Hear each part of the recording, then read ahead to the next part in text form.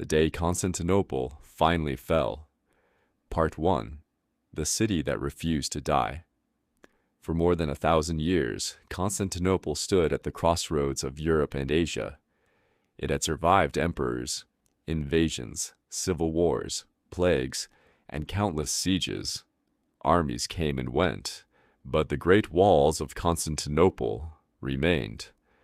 By the year 1453, however, the city was only a shadow of the empire it had once ruled.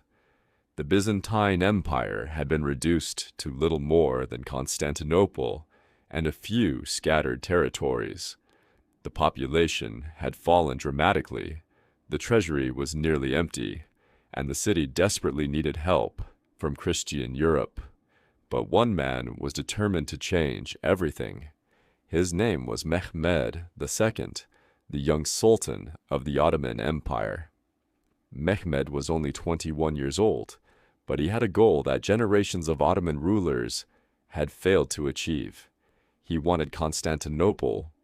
To the Byzantines, Constantinople was more than a city. It was the heart of their civilization. Its massive walls had protected it for centuries, and its churches, palaces, markets, and monuments were reminders of an empire that had once dominated the eastern Mediterranean. But Mehmed believed the city was finally vulnerable. In early 1453, he began preparing an army unlike anything Constantinople had ever faced. Tens of thousands of Ottoman soldiers gathered around the city. Among them were infantry, cavalry, engineers, sailors, and elite janissaries. But Mehmed had something else: cannons, huge cannons. The most famous was an enormous weapon designed by a Hungarian engineer named Orban. It was so large that moving it required hundreds of men and animals. When the Ottoman army finally brought the great cannon within range of Constantinople's walls, the defenders knew they were facing a completely different kind of siege. For centuries, Constantinople's walls had been considered almost impossible to destroy. Now gunpowder was about to challenge them. Inside the city, Emperor Constantine XI tried desperately to prepare the defenses. There were only a few thousand effective defenders available. Some were Byzantine soldiers, but many were foreign volunteers who had come to help. Among them was a Genoese commander named Giovanni Giustiniani. He arrived with experienced soldiers and quickly became one of the most important figures in the defense. The defenders repaired the ancient walls, gathered weapons, stored food, and prepared for what everyone knew would be the final struggle. Outside the walls, Mehmed's army continued to grow. The Ottomans surrounded the city from land, but Constantinople had another enormous advantage: the sea.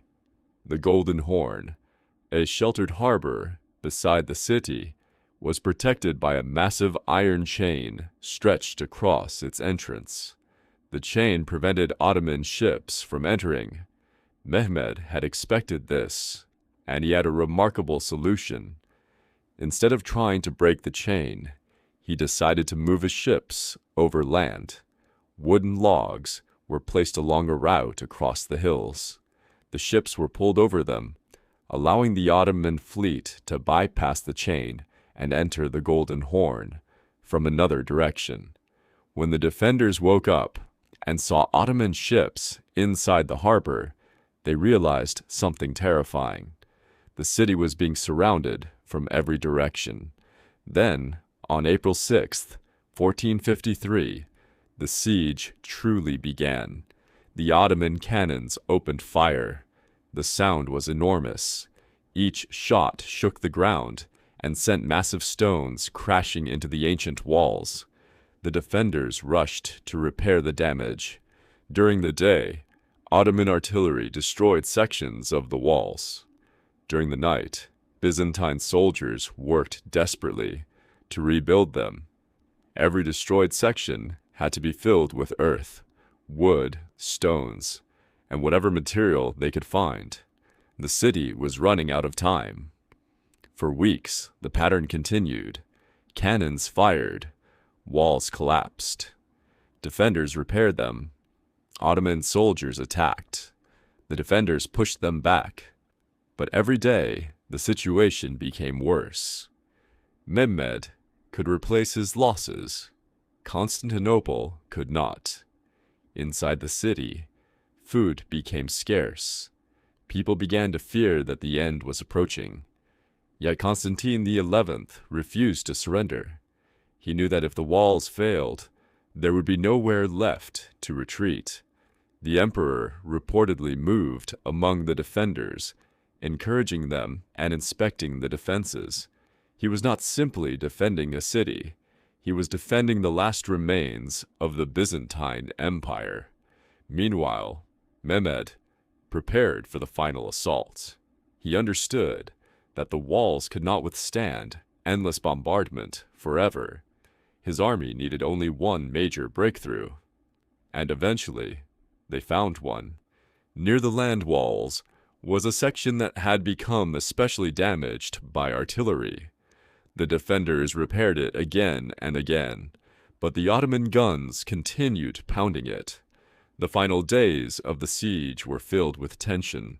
Inside Constantinople, churches were packed with frightened citizens. People prayed for a miracle. Some believed that divine intervention would save the city, just as it had survived so many times before. But outside the walls stood an army determined to make history. On the night of May 28th, 1453, Constantinople prepared for its final night. The streets were filled with people. Soldiers stood along the walls. Church bells rang. Families said goodbye to one another. The emperor and his defenders knew what was coming. At dawn, the Ottoman army would attack. And this time, they would not stop. Part 2. The last day before sunrise on May 29th, 1453, the Ottoman army began its final assault. The first wave moved toward the walls. These soldiers were not necessarily the strongest troops in Mehmed's army. Their purpose was to exhaust the defenders. Thousands advanced toward Constantinople. The defenders fired arrows, threw stones, and launched projectiles from the walls. The first Ottoman attacks were pushed back. But there was no celebration inside the city. Everyone knew the attack was only beginning. A second wave followed. These soldiers were better equipped and more experienced. They attacked damaged sections of the walls, while Ottoman cannons continued firing. The defenders fought desperately. Every man mattered. Every weapon mattered. Every minute mattered. Then came the moment that changed everything.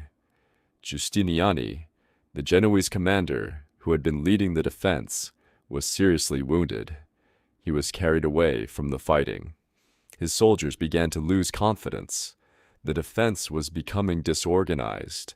And then the Ottoman Janissaries entered the battle. They were among the most disciplined troops in the Ottoman army. They pushed toward the weakest points of the walls. The defenders tried to stop them, but the pressure was overwhelming. Some Ottoman soldiers discovered a small opening near the walls. They climbed through. At first, only a few entered. Then more followed. The defenders realized what was happening. The walls had been breached. The situation collapsed rapidly. Ottoman soldiers began entering Constantinople. The defenders fought street by street. But there were simply too many attackers. The Emperor Constantine XI understood that the city was lost. According to later accounts, he removed the symbols of imperial authority and prepared to fight alongside his soldiers. He disappeared into the final battle.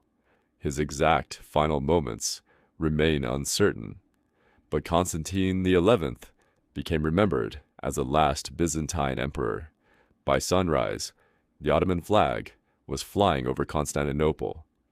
After more than 1,000 years, the Byzantine Empire had ended. The city was now in the hands of Mehmed II. He entered Constantinople later that day.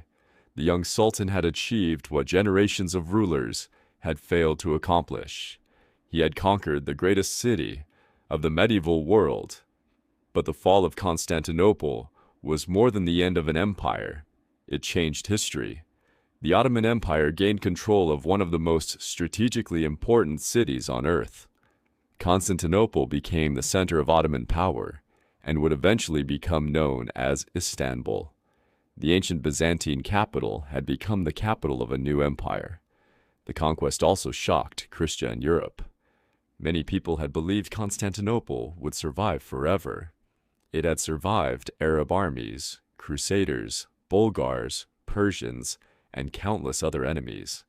But in 1453, technology, military organization, and overwhelming numbers finally broke its defenses. The fall also symbolized the end of the medieval Byzantine world. An empire that had begun with Constantine the Great more than 1,000 years earlier had finally disappeared. Yet Constantinople itself did not disappear. Its buildings remained, its churches remained, its walls remained, its streets remained, and the city entered a new chapter under Ottoman rule. The most famous church in the city, Hagia Sophia, was transformed into a mosque. The Ottomans rebuilt and expanded the city, turning it into the heart of one of the most powerful empires in history. And the walls that had protected Constantinople for centuries still stand in parts of modern Istanbul. They are a reminder of the day when one of history's greatest cities finally fell.